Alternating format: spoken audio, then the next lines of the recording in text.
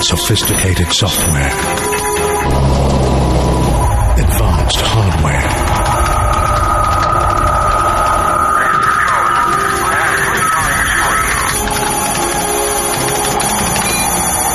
Always ready. In this issue, we look at how the SAF works to keep Singapore safe and contribute to international peace and stability. First up, we see how a 20-man SAF medical team sent to Oruzgan, Afghanistan, was able to make a difference in the lives of the people they helped.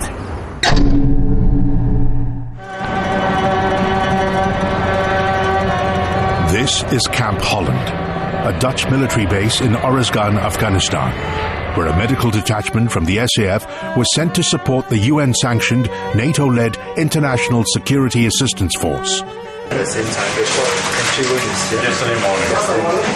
The SAF sent over 20 medical and nursing officers in 2 rotations of 3 months to support Camp Holland's field hospital at Tarankout, Oruzgan, a volatile province in Afghanistan. Being a small country, we cannot be contributing in all areas. Therefore, we have to contribute or strive to contribute in areas where we can make such a difference. At Tarankout, the SAF's medical team made an immediate difference, tending to combat injuries such as bullet wounds, like with this soldier here.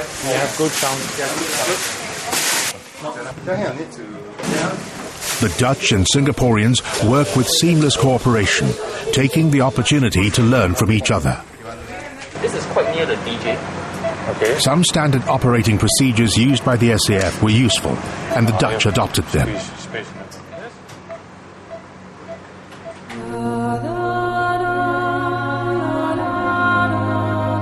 But this being a conflict zone, there are good days at work when all goes well, and also bad days when casualties die.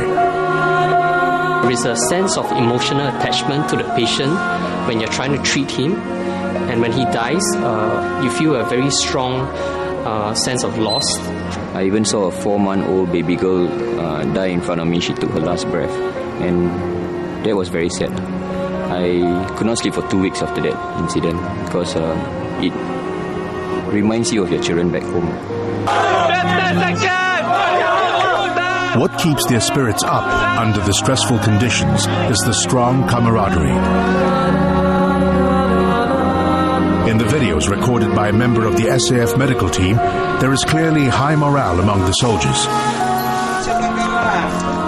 They celebrate birthdays, look out for each other, and keep up with their exercises and target practices to stay combat fit. Through it all, the inherent risk of working in a conflict zone is never forgotten. There was a rocket attack that hit the base that we were stationed in, and within minutes there were many casualties who were rushed to the hospital, and at the time we were thinking to ourselves whether or not the next casualty being sent into the emergency will be one of our guys. Being deployed overseas requires servicemen to face risks while leaving their families behind. To mitigate the difficulties, a structure is in place to give servicemen the emotional support they need while on duty. Deputy Prime Minister and Defence Minister Teo Chee Hean visited Camp Holland, for example, where the SAF weapon locating radar team is also based. Nothing beats having people from home coming to visit us. Frequent communication via the internet and satellite phones help bridge the distance, reassuring both sides that their loved ones are in good care. Many of us on the team have made personal sacrifices to serve on such a deployment, but all of us take heart knowing that our actions and sacrifices go a long way in making a difference in the lives of the people that we serve.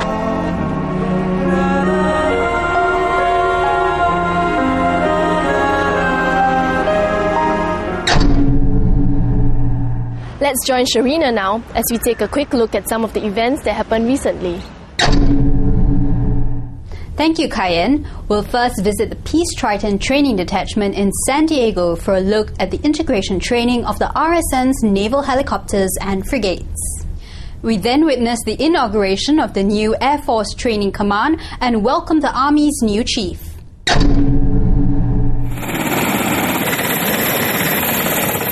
fast and highly mobile helicopter will soon join the ranks of the RSN to give added punch to Singapore's maritime security.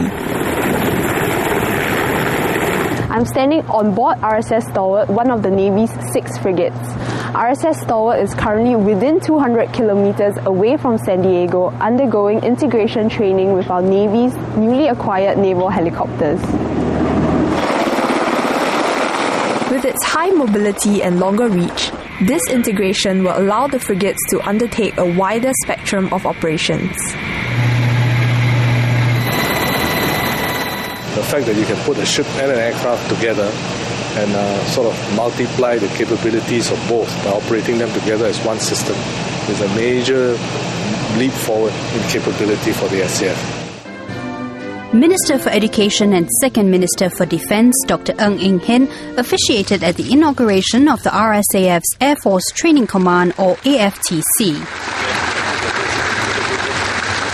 It provides centralized foundational training for manned and unmanned flying, ground-based air defense, command control and communications, and engineering vocations to support the RSAF's operational commands.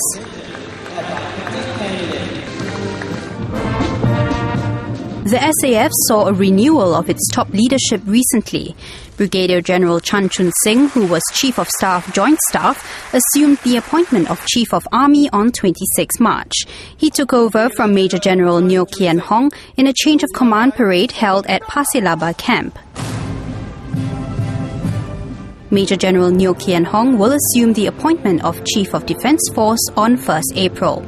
He takes over from Lieutenant General Desmond Quek, who will be returning to the administrative service. Battalion and committed second in command is Major Jae Soo-chong. As part of his introductory visit to Singapore, General Datuk Sri Rotzali bin Daud, the Chief of Air Force, Royal Malaysian Air Force, called on Deputy Prime Minister and Minister for Defence Teo Chee Hean at MINDEF. Other foreign dignitaries who also called on Mr. Teo included Admiral Patrick M. Walsh, the commander of the United States Pacific Fleet, and General Savaka Göransson, Supreme Commander of the Swedish Armed Forces. But it's a long trip for us, from 1 meter of snow in minus to the climate in that area. Round the clock, whether at home or abroad, an operationally ready SAF keeps Singapore safe. Let's see how the SAF maintains such a high state of readiness.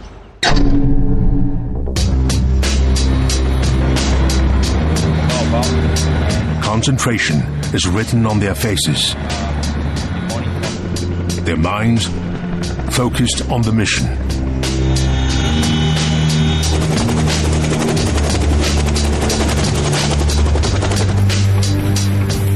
These SAF commandos brave unforgiving terrain and weather to reach their destination.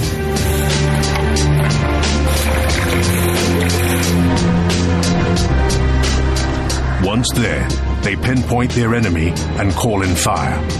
Lima on. The Republic of Singapore Air Force and Singapore Army respond swiftly. This is one of the scenarios in Exercise Forging Sabre, a large-scale integrated exercise held by the SAF in Oklahoma, USA. On the other side of the globe, in Queensland, Australia, Leopard main battle tanks and Apache attack helicopters deliver coordinated fire on enemy forces.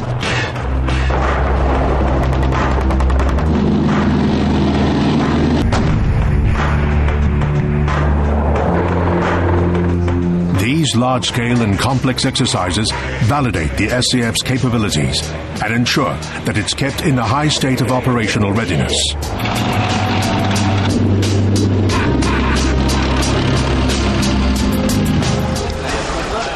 Back home, this readiness is tested through mobilization of our NS men. Actually, our NS men have been prepared since enlistment. They've been trained to be fully equipped within 6 hours and ready to do their duty. Successive recalls have made our unit more organized. We are a small country and we are citizens' army, and we need to do our part to defend our nation. To me and my guys, this is of paramount importance.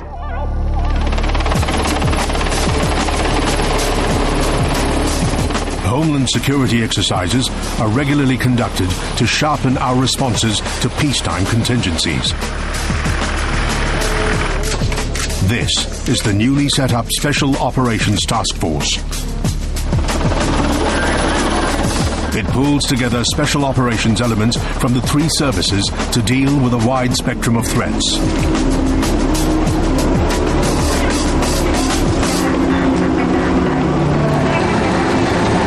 Out at sea, the Maritime Security Task Force, or MSTF, exercises with the different national maritime agencies.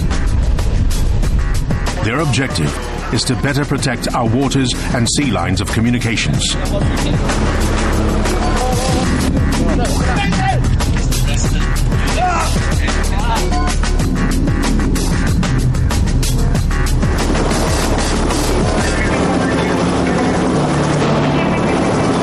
Round the clock, whether at home or abroad, the SAF keeps itself operationally ready. This state of readiness is key to keeping Singapore safe.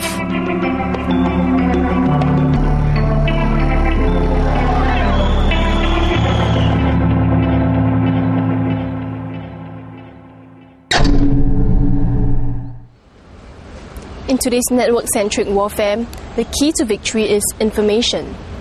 We look at the cutting-edge technology employed by the SAF to make rapid decisions and to seize the decisive advantage.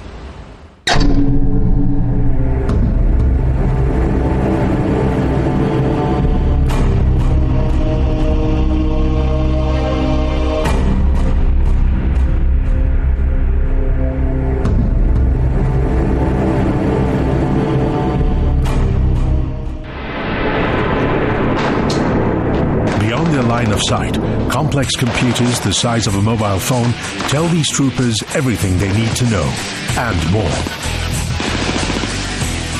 With the push of a button, this small 7-man infantry section can call for fire support from forces who pack a bigger punch.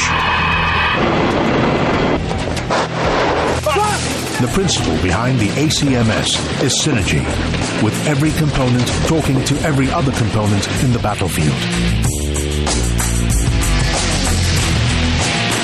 With this, soldiers right down to section commanders and team leaders become part of a larger network that is connected to other combat resources of the battalion. Very safe and secure. Okay, I know where my men are. I can allocate them. I can tell my commanders. I can know where I am, actually, and easier to navigate at this point in time. We don't need maps. There's already a saved map inside, the 3D, 2D, and the air photo, so it's very simple to navigate through the places. The Battlefield Management System, or BMS, provides similar connectivity with the Singapore Army Leopard main battle tanks. It will allow the Leopard to link up with friendly forces, as well as to track enemy units in real time.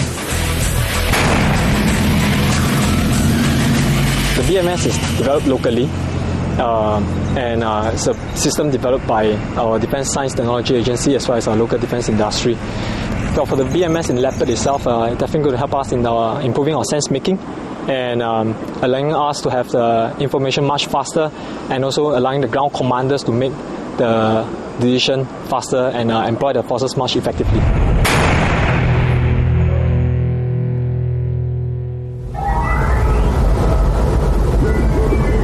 This is the Singapore Navy's formidable class frigate.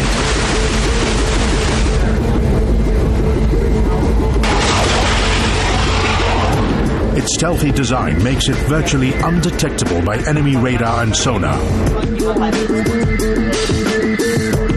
But what separates this ship from the rest of the Legion is her embedded intelligence, the locally developed Combat Management System, or CMS. The ship's cutting-edge system integrates all its combat systems to identify and assess possible threats, helping officers make quick and well-informed decisions. Well, the CMS assimilates a wide range and volume of data into sensible information. This simplifies the decision-making process to which the ship fires its missiles and other weapons. Now we are able to eliminate targets more quickly with a much smaller crew. In today's network-centric warfare, information is key. With command and control systems such as these, our SAF commanders are able to quickly assess the battlefield situation and seize the decisive advantage.